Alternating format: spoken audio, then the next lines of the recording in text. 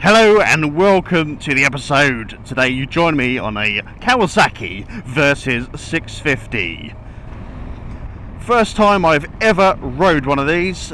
You lot always recommend you must try the Versys, and here I am. So, we are going to pull over, have a little talk, do a couple little ride-bys, and we'll look at this beautiful motorcycle. So I will catch you then.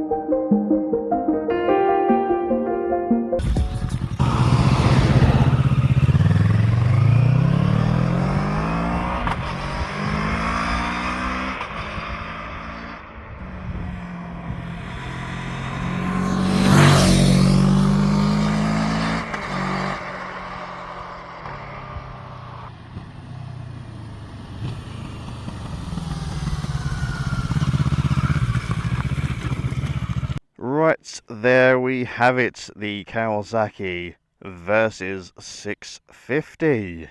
Let's have a little chat about this juicy motorcycle. It's got a 64 9cc parallel twin engine, has 61 newton meters of torque and a 21 litre tank, 56 miles per gallon, so you've got plenty of range on that tank with that fantastic fuel economy. Seat height is 845 millimeters. I am 5'9" with a 29-inch inner seam, and I'm on my tippy toes, but not too much. It's a very light bike, very skinny parallel twin. The weight is nice and central. The exhaust is very low down weight. So the colours you can get this in, we have green and black, that is 8129 on the road. We have grey and black, which is this one, and that is 8129. You can also get the bog standard black, which is a little bit cheaper, £100 cheaper, £8,029, currently in the UK. Check out C-Star Superbikes in Norwich if you are interested in this motorcycle. Lovely dealership, very catering. Alright, let's have a look at the switchgear. That is a nice switchgear. Again, these modern switchgears are looking like console controllers. Got hazards there. The other side, a good old start-stop button and a kill switch. Let's have a look at the key. That is a key with a lot of length and a tiny little fob there. Very solid key though. Very interesting looking key. I suppose it's quite narrow, so you can get it in this little hole there. Fuel flap, very nice looking fuel flap. Fap. Let's open that up. On a hinge, nice wide opening, no annoying little bar in the middle there, it's going to splash back at you. You just push that in and it clips in. We have got grommets here and here. Unfortunately no USB on this one, but you could put stuff in there if you wanted to. Let's have a look at this screen then. It is adjustable, I can see. How do we do that? Ah, you have to loosen it with a screw. I'm pretty sure you have to loosen it here and slide it up, but that's really good. That's a nice feature that you can do that. Take note, Honda. you can put adjustable screens on them as standard. How nice does that look though? It looks how it rides. It looks like a sports bike from the front, and it rides like one. Let's go through the dash sequence. Give it a wipe because they're very dirty. Kawasaki, yes. Oh yes, so you can change the amount of traction control you are getting, 1 and 2, or you can completely turn it off. There we go, there's quite a lot of stuff on here. Total time you've been out riding, the battery voltage, miles per gallon, 48 miles per gallon it says there. Obviously this thing has been ragged, not by me obviously. Gear indicator, nice and clear, that's how it should be. That's a lovely looking dashboard.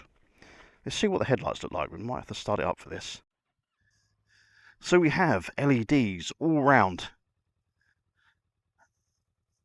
Both headlights light up, which is fantastic. Let's have a look at the main beam.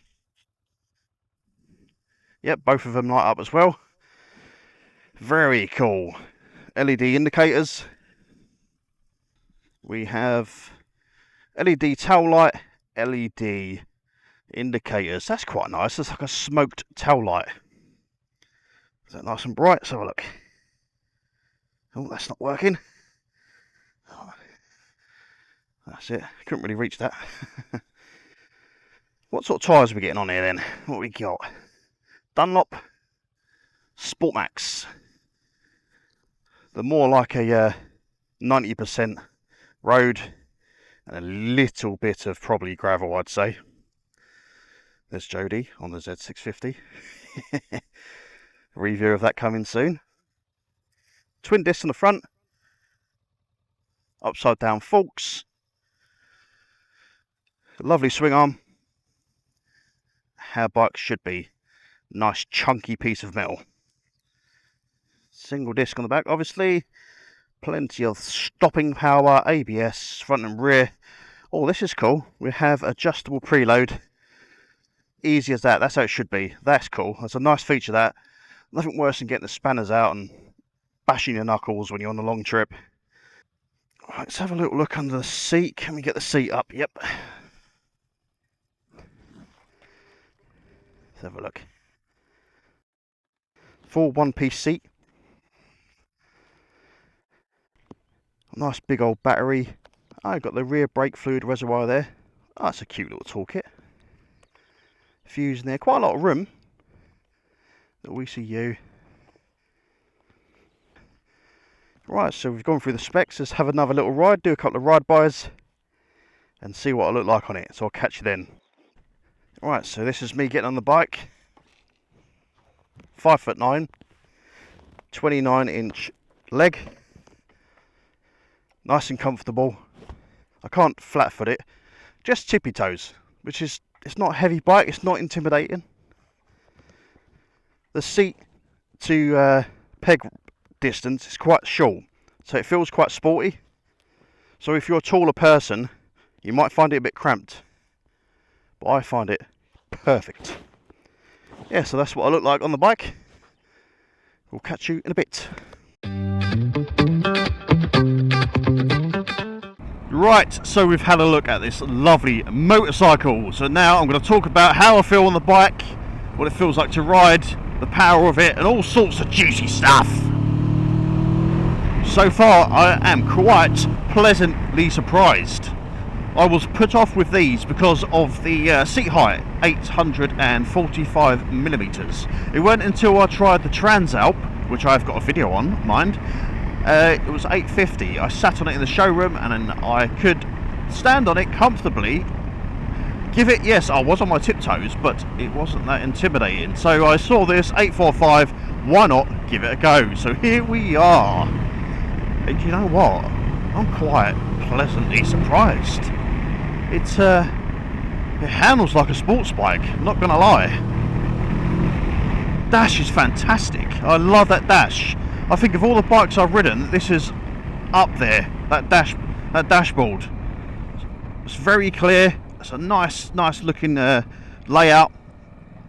We've got a fuel gauge, rev counter, the digital mileage. I love seeing that. We've got a clock on there. It's really important. I love having a clock. Outside temperature. Oh, brilliant. Absolutely brilliant. All you can need. I'll tell you what, it's got a little bit of poke as well. Front brake is phenomenal. It feels very agile. I think that's down to the parallel twin. This is the same engine they put in the Z650. Slightly tuned for touring, better fuel economy. We've got a better rev range throughout the whole revolutions. So yeah, it's not like they've swapped the engine over from the Z650. They've just adapted it with the fueling and tweaked the numbers to suit its job. Right, so vibrations. It's so smooth, man. I'm telling you, it's so smooth. I took that Hornet out. And yeah, well, I did take the Hornet out, but the Transalp, the vibration's so high frequency. But this is very smooth. Very smooth. It could be down to the massive bar-in weights they've got on the end there. Right, let's try the power now. In second gear, open it up. Front wheel lifted up then.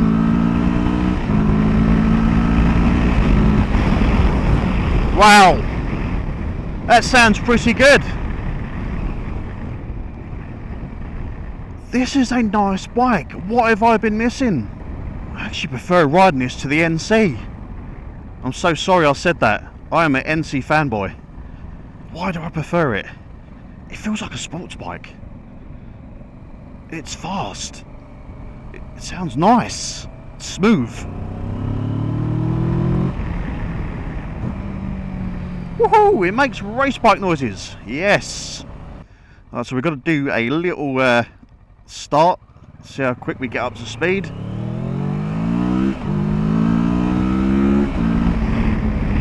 $60 miles an hour in a matter of seconds. You do not need anything quicker than that. Come on. Why would you? Just the bragging rights, I guess. Oh, that gearbox is like silk, man. I've not been clutching while I've been changing gear, and it almost feels like I've got a quick shifter. I just ease off the throttle, straight in. Buffeting, quite a lot of buffeting here. I hope this is adjustable, it needs moving. It's fine here, absolutely perfect. You go up a little bit more, and we are getting wind in the natural position. Well, so I've purposely been on this bike for about an hour, because I think that's a better time to be on it rather than give you my first impressions. And yeah, I'm very happy with this. The seat is so soft. It's really soft. I think I just need to pull this screen up a little bit, which is on its lowest settings at the minute, so that will definitely eliminate the buffeting issue I've been having. Really happy with the vibrations. I'm happy with the speed. It's fast enough, it really is.